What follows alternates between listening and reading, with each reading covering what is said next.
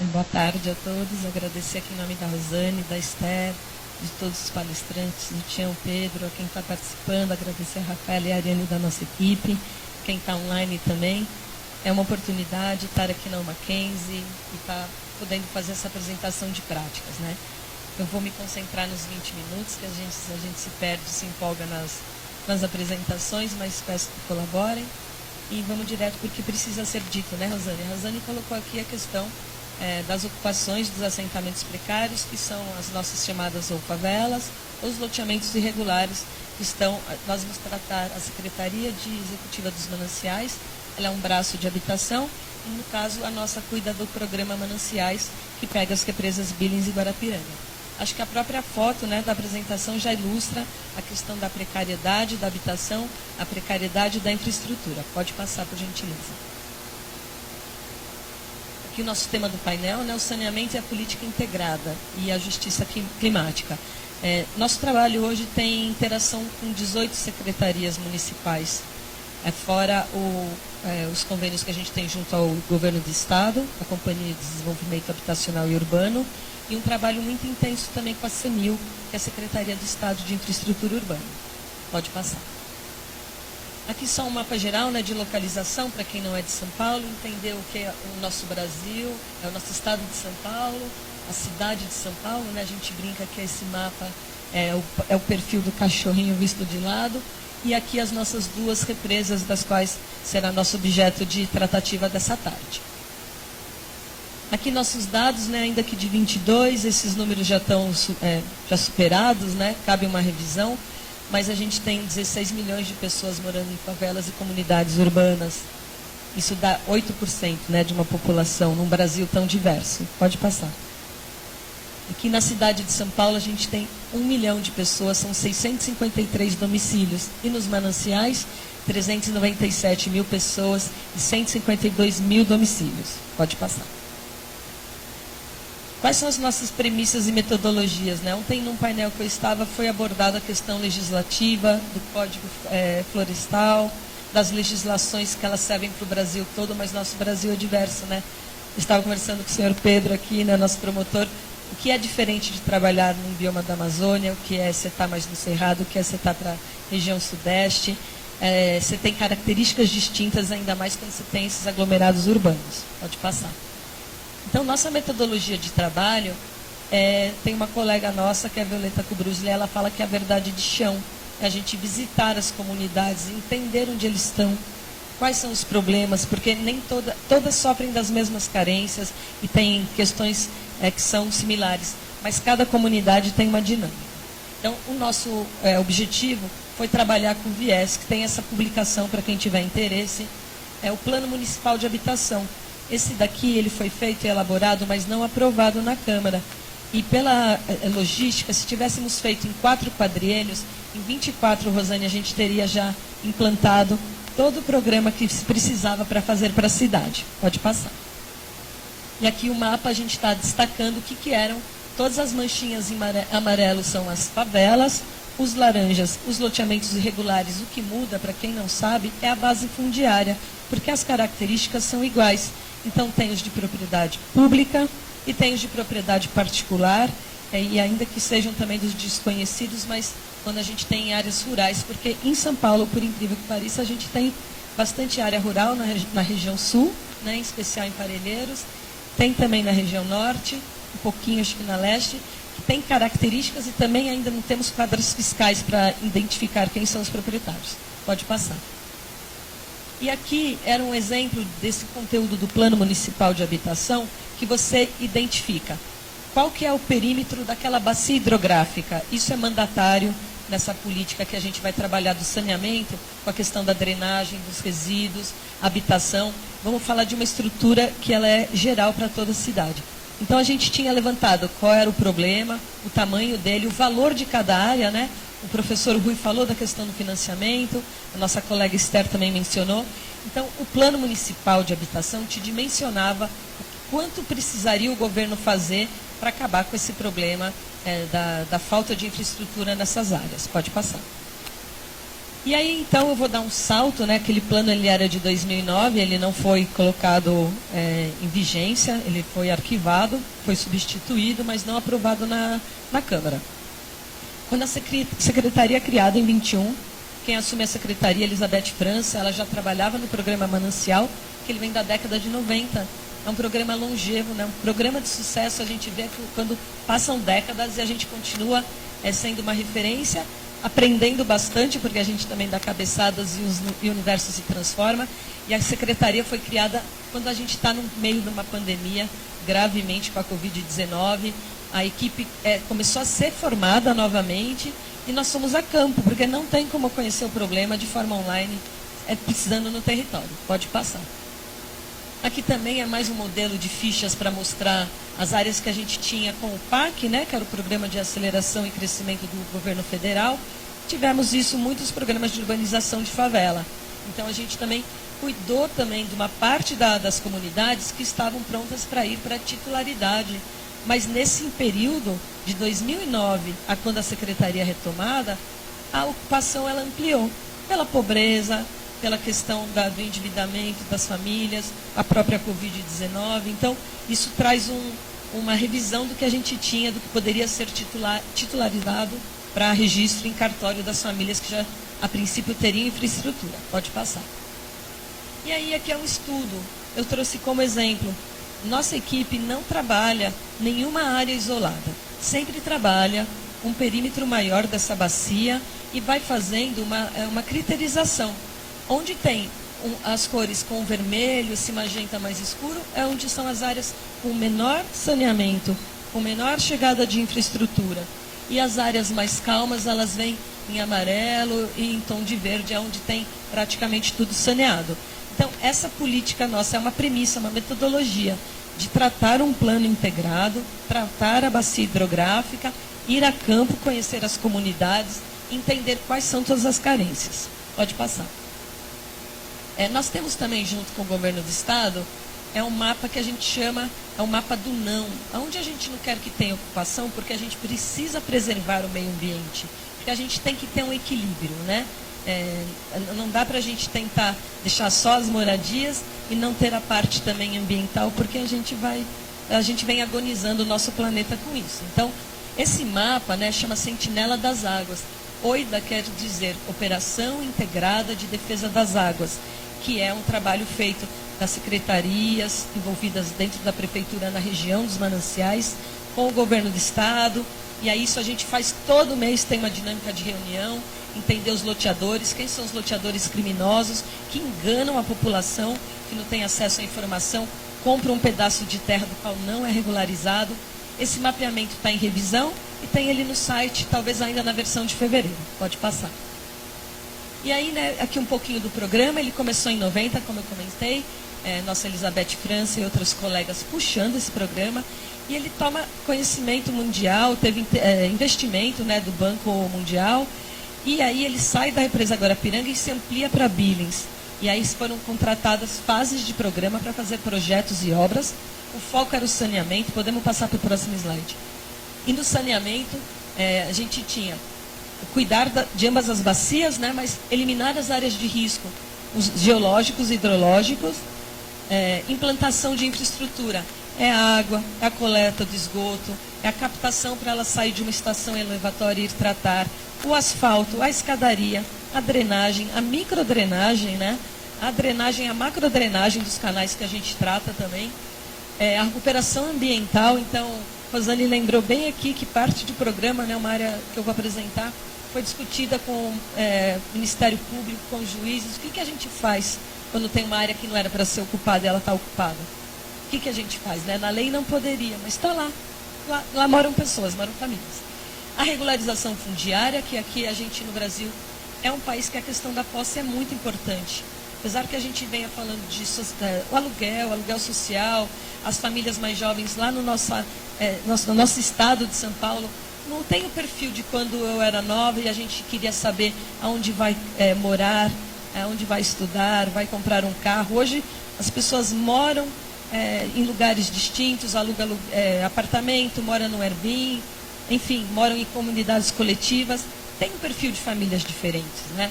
Mas a questão da propriedade é muito importante para quem está numa área ocupada, porque só quem passou por uma reintegração de posse sabe o quanto é dolorido você perder o que você construiu. Então, a regularização fundiária, a gente faz o registro em cartório. É idêntico a uma escritura de uma casa comprada no mercado privado. E o custo para o morador é zero. E a implantação de novos equipamentos comunitários. A gente entende que o equipamento comunitário ele é a base do fortalecimento. Porque a água, o esgoto, que é aquela obra que ninguém vê, mas ela te traz saúde, né? Te traz a possibilidade de você sair sem precisar calçar um outro sapato quando você passar pelo barro onde você anda, ter dignidade de um endereço, porque quem não tem endereço, como vai procurar um emprego? Né? Onde você mora? Eu trabalhei em Diadema, tinha um lugar que chamava Morro do Samba. Quando o morador falava que vinha do Morro do Samba, ele já era excluído da vaga de emprego. Né? Então, o endereço e o registro é muito importante. E aí, os equipamentos, vamos passar. Aqui um pouco do que a gente encontrou em 2021. Então, as casas em madeira, em palafita, a água subindo. Né? Em 2014, a gente passou uma crise hídrica muito grave, se media a cantareira dia a dia, hora a hora, e a gente... hoje, esse ano, a gente está numa situação que ela está... saiu um artigo na Folha, hoje a gente tem uma capacidade de abastecimento de água 20% menor do que era em 2013, vésperas dessa crise hídrica, e a gente espera que não tenhamos problemas em 2026, porque pode isso trazer o que a gente viveu naquele momento. Eu vou acelerar um pouquinho pelo meu tempo, e aí qualquer coisa eu abro no debate. Pode passar. Aqui um pouco das situações, né, que a gente encontra, pode passar. A gente hoje tem 8 lotes de implantação do programa que faz projetos e obras. São essas manchas coloridinhas. Pode passar. De 21 a 24, quando a gente começa na pandemia, a gente vai formando equipe, conhecendo as comunidades, revisando os projetos, e a gente conseguiu dar um salto. A gente beneficiou 40 mil famílias com toda essa infraestrutura urbana e vem construindo e entregando 8 mil unidades habitacionais, que são para essas famílias que não podem permanecer onde estão, ou em áreas de risco, ou em áreas vulneráveis ou frágeis ambientalmente. Pode passar. Aqui o investimento, né? O professor Rui falou, a Esther falou, o programa começa investindo 268 milhões, em 22 já vai para 700 milhões no ano. O ano passado a gente chegou, em 23, na marca de 1 bilhão. O ano passado passamos 1 bilhão e esse ano estamos indo na mesma meta. A gente já tem empenhado e liquidado até esse mês, dão 700 milhões de investimento da Prefeitura de São Paulo. E aí, nossa secretaria ela é dividida no trabalho técnico-social, no planejamento urbano, habitacional de infraestrutura e na diretoria de obras. Aqui um pouquinho o trabalho social, vou pedir para ir passando, para ser mais rápido. Então, tem conselhos gestores que são formados, a Rosane participou do Comunidade de Paraisópolis, que é um dos maiores conselhos das comunidades de São Paulo, é bem complexo. Pode ir passando. Visitas domiciliares, o conselho gestor, o morador, ele tem poder de deliberação. Ele não é só para você palpitar, vamos falar no nosso português mais simples. Visitas aos conjuntos, atualização de dados. Então, tem um trabalho da equipe social que ele é antes, durante e depois. Ele permeia todo o nosso trabalho. Habitação e infraestrutura urbana. Aqui eu vou dar exemplo de algumas ações e a gente vai passando rápido para não comer o tempo dos nossos colegas. E o Tião, acho que é o próximo. O Conjunto Habitacional Boulevard da Paz, está aqui a Rafaela, que ela é coordenadora da área. A área é um morro gravíssimo, já teve morte. Risco para quem acompanha classificações R3 e R4. Alto e muito alto, metodologia implantada pelo IPT. Toda essa parte aqui, condenada. Então, pode passar. Hoje é a imagem de como está. A primeira imagem era uma perspectiva, a perspectiva é o sonho, é o desejo do que a gente quer. E aqui nós construímos, aquela parte da comunidade permanece com água, esgoto, drenagem, escadaria, iluminação pública, e vai ser titulada. E os moradores que foram para o aluguel transitório, enquanto esperaram a obra está subindo, né, os prédios, eles vêm morar aqui depois. Nem sempre a gente consegue tirar uma comunidade e trazer para o próprio espaço, mas é um esforço que se faz. Vamos, que eu vou ter que correr. Aqui uma comunidade menor, uma outra escala, que aqui a gente implantou a infraestrutura, fez o canal de drenagem de um córrego importante da região, deu valor a um pequeno espaço público. Um pequeno espaço público é muito importante para a comunidade. Para jogar uma dama, para bater papo, para tomar um vento. A gente, na pandemia, queria sair numa sacada, né? Todo mundo preso. Todo mundo valorizou o que é ter um cantinho com um jardim, um espaço que você possa espairecer um pouquinho. Vamos lá. Aqui é o Jardim Analdo, também é uma comunidade em processo de urbanização. E o resultado dele saneado, as casas saneadas, uma pequena praça, lugar para as crianças brincam muito naquela, ainda que um pequeno lugar para jogar bola, ele não tem as dimensões técnicas desejadas, mas para a comunidade está ótimo. Conjunto Habitacional Vila Nordestina é uma área que a gente chama de Zona Especial de Interesse Social 4, que no Manancial é para abrigar as famílias que estão no aluguel. Pode ir passando. A gente chegou no Manancial, a área estava desocupada, e logo a Elizabeth França, que ela é muito ágil, pediu para ver se alguma secretaria tinha interesse, e a gente se candidatou para fazer a construção de conjunto. O prefeito deu esse nome de Vila Nordestina porque nos nossos operários é uma homenagem isso para quem é do Nordeste, né? Eles constroem nossas casas, constroem as casas, então, aqui dos nossos moradores que vêm, cada vez que a gente faz uma entrega por blocos, e aí vai montando uma logística de sair do aluguel e muda, e sempre que possível com equipamento dentro do conjunto. Pode passar. Aqui o Guaicuri é uma área também, pode passar para o próximo slide. Uma foto de antes, aqui é uma foto do durante, não é o antes. O canal sendo feito, parte da remoção executada. Ali é um campo de futebol, tem um parque do lado que chama Sete Campos. Próxima imagem. E hoje como que está? Então a gente vai construindo as unidades, por detrás vai ter o parque linear. Parte das famílias ficam com o saneamento implantado na comunidade e a gente também vai mudando fase por fase do programa. Vamos que eu tenho 3 minutos. Conjunto Novo Brasil, que eu citei para o nosso querido Pedro, é uma área que estava, pode mudar de imagem. Quando a gente entrou no conjunto, ele estava ocupado por 900 famílias, sobrenascente, etc. É uma área para receber moradores de áreas vulneráveis.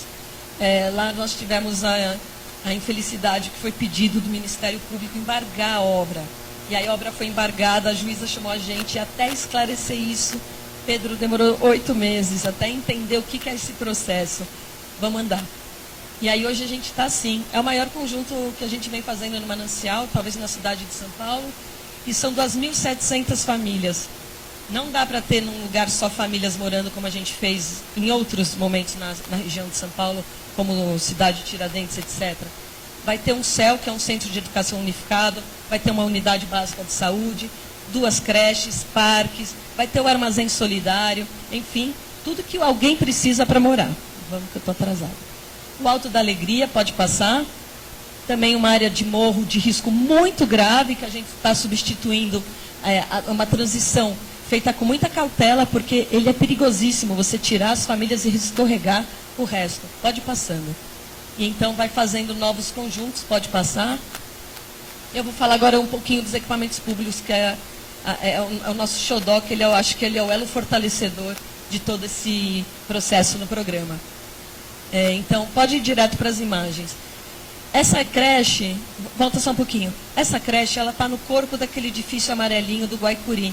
Então a mãe sai do apartamento dela, ela deixa o filho dela na creche, vai trabalhar, volta, pega o filho e pode cuidar dos seus afazeres. Isso é o sonho de cada morador dentro de São Paulo, cada mãe.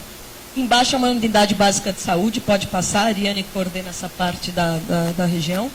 Uma unidade básica de saúde lá no Boulevard da Paz, aquela área que a gente comentou do morro, pode passar. Aqui é uma área que a gente chama de teia, que é um espaço público, um espaço de coworking, de formação, porque não dá para só mudar as famílias, a gente tem que dar a oportunidade de alavancar e formar. Pode mudar.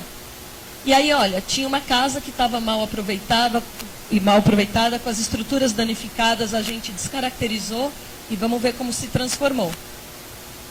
Virou esse espaço. Olha a diferença de um espaço arquitetônico de qualidade, ambiente. Aqui não é só o espaço de fortalecimento comunitário, mas também a sede do parque. Pode passar. Aqui é um outro trecho do Cantinho do Céu. Quem for para São Paulo, visite. É um dos parques mais bonitos da cidade.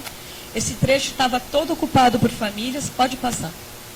Aqui uma foto de longe durante o processo, quando a gente vai fazendo a substituição, né? As famílias vão saindo, a gente vai fazendo as demolições das casas e implanta os edifícios. Próximo. Aqui é uma foto já do final de semana, que a gente esteve lá. Aqui vai ser um prédio de saúde, aqui é uma escola municipal de iniciação artística. A gente entende que a arte e toda a parte cultural ela é muito importante. Os moradores pediram por 5 anos seguidos para a gente fazer algo cultural e a gente vai estar para entregar com muita felicidade esse equipamento. Esse lado é da Billings. Isso, então essa imagem a gente está para o lado da Billings, o Guaicuri da Billings, o Boulevard do lado da Guarapiranga. Próximo. Aqui a creche, pode passar. O armazém solidário, que ele vem, você pode fazer a compra, você tem um cadastro único, isso valoriza o produtor, é pequeno produtor da região que abastece, valoriza as famílias que possam comprar com desconto e não quebra o morador que tem um armazém menorzinho também. Ele não tira a competição de quem está no mercado e traz uma possibilidade de, a gente fala muito da alimentação hoje, né? Como é importante, é uma questão de saúde. Próximo, eu acho que eu já estourei. Biblioteca, é importante ter uma biblioteca, entrega, isso no conjunto, entregamos com 10 computadores, é o acesso digital, né, para você, aonde as pessoas estudam, né, num apartamento, né? Então é um espaço de estudo, de crescimento e de lazer. Próximo. Aqui é o Jardim do Éden, a gente está começando a implantar soluções baseadas na natureza. E a gente não falava isso no começo do programa, né? Então vamos embora nas imagens. Eu já estourei aqui. Parque Pabreu pode mudar. Aqui é uma imagem do antes, do irregular, da questão ambiental e como ficou depois, né? Pode mudar. Aqui uma pequena praça. Aqui uma escadaria numa área que era risco que a gente recompôs. Próximo. Aqui também é uma área gravíssima de risco, teve compensação ambiental, plantio, pode vir a próxima. Aí a gente soltou essa escada que ela planeia, né, essa encosta e vai sair no município vizinho que é Diadema. Próximo. Aqui também é do lado da Billings, a gente construiu um deck que as mulheres e a Unidade Básica de Saúde faz um encontro para cuidar da saúde mental. Próximo. E aqui é a unidade. Próximo. Aqui é uma praça, pode passar. O resultado dela, como ela ficou, então a gente vem implantando as soluções, ainda que não em tecnologias isoladas de verde e azul, mas tentar implantar o sistema. Próxima.